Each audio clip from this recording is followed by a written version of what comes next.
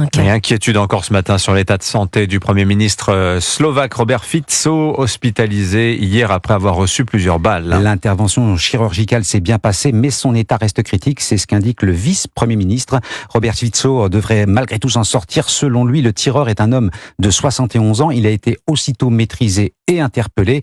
Attaque de nature politique, dit le gouvernement. Il faut dire que le Premier ministre est une figure politique assez clivante, Wilfried de Villers. Qualifié de populiste par ses opposants, mais aussi de mafieux, il fait l'objet de plusieurs accusations de corruption. Alors est-ce qu'il s'agit d'un élément pour expliquer l'attaque dont il a été victime hier ?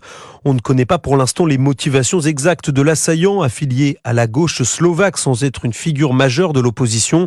Reste que le Premier ministre aurait bien entretenu des liens potentiellement dangereux avec la mafia, selon Tim Houghton, professeur de sciences politiques à l'université de Birmingham et spécialiste de la Slovaquie.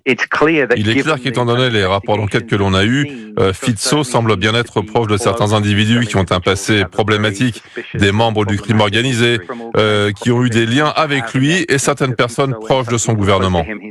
Au début de l'année, des dizaines de milliers de Slovaques étaient descendus dans la rue pour protester contre une série de réformes portant atteinte à la lutte contre la corruption dans le pays.